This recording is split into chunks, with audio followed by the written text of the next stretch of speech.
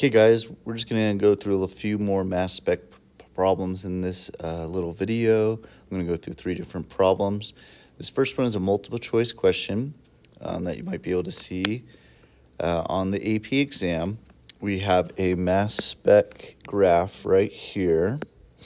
And the question asks, the mass spectrum of an average sample of pure element is shown in the figure above. Which of the following is the identity of the element? So we're trying to figure out which element coincides with this graph. So in order to do this, we have to figure out which of these elements, molar masses or atomic masses, are similar to the information we're given in this mass spec.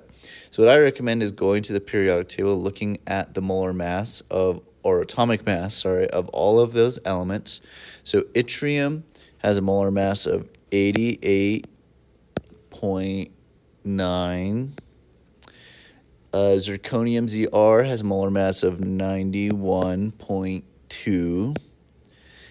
Nb, which I have no idea what it is a molar mass or atomic mass of 92.9. And Th, which I think is thorium, has a molar mass of 232.0. So we, once again, are looking for an atomic mass that falls within the atomic mass of this range. So right off the bat, D is wrong. 232 is way out here. It's not even on the scale. It's not going to be the element of this particular structure. Another one we can count out is yttrium. Yttrium, its atomic mass is way too small. There is nothing in this 88 range, so it doesn't fall in that little bracket of atomic masses. So we're stuck between Zr, zirconium, and Nb. And in this particular, we can see that a lot of the mass pulls towards the left, towards 90, 91. Yes, 92, 94, bring it to the right a little bit, so it won't be particularly closer to 90. So I'm going to say that this answer is B, Zr, and that's because this atomic mass falls more in this range than this 92.9 does over here. A lot more percentage abundance of the lighter elements here, or lighter atomic masses, fall within this range. So I would say B, Zr is the identity of this element. Okay. Once again, we have another little chart right here, atomic or mass spectra. Based on the mass spectrum of the sample of boron, so in this case we know what the element is, how many neutrons are in the most common isotope? Okay, remember isotope just means it's an element with different numbers of neutrons. Looks like we only have 2 types of boron. We have boron 10 and boron 11. And it wants us to know the most common isotope. In this case, it will be the boron 11. So I have boron 11. I need to know how many neutrons there are. Well, for starters, we got to figure out how many protons boron will have. If you look at the periodic table, boron is number 5 on the list. So boron has 5 protons that make up its mass of 11, which means the remainder 6 neutrons make up for that 11. So in this case, the answer will be B. There are 6 neutrons in the most common isotope of boron 11. Okay. And this question says, we have 3 stable isotopes of magnesium. They're magnesium 24, 25, 26. A rock from another planet has a distribution of these 3 isotopes than what is found on Earth. A partial mass spectrum for magnesium in the rock samples is shown below. So here's a mass spectrum of our magnesiums. And in the first question, it says, draw a line on the graph to show the mass of the missing isotope and its percent abundance. So this is a 2-part question. We have to find where the line should be and how much percent should there be.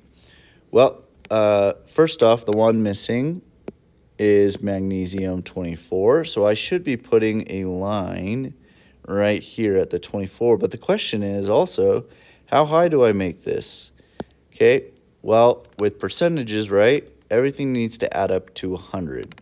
It looks like we have 20% of magnesium 25 and approximately 40% magnesium 26 for a total of 60%, which means we're missing 40%. So there must be 40% of magnesium 24. So when I draw my line, I want to go to that 40%. So this is probably what the mass spectra should look like for this magnesium rock sample. Okay, question B. Use the completed mass spectrum to calculate the average atomic mass of magnesium on the other planet. So to find average atomic mass, we have an equation. It is the mass times the percent plus the mass times percent times the mass times percent. In this case, we have 3 different masses and 3 different percents. And so that will be our equation. Now, I'm going to set it up with the percentages as decimals. So if I've got magnesium 24 times 0.4 plus magnesium 25 times 0.2 plus magnesium 26 times 0.4. When I plug that into my calculator, I will get the answer. Remember, if you do these as percentages like 40%, 20%, and 40%, so we have these as the whole numbers. At the very end, if you use those whole numbers, you have to divide by 100. Well, I recommend it's a lot easier if you just do everything as those decimals and you plug them into your calculator, then you'll get the right answer. Okay, and I'm going to plug that in my calculator, so I'm going to take 24 times 0.4. Look at that, I'm going to add 25 times 0.2.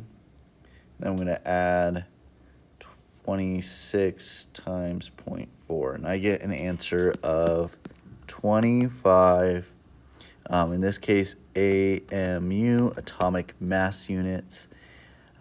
For this answer, that would be the average atomic mass. Some important parts or quick check to make sure you got this right. This answer should be somewhere between the lines on the mass spectra. So if I did the math and then I get like 100 AMU, okay, that's impossible. That is not the right answer. I did something wrong in my calculations, okay.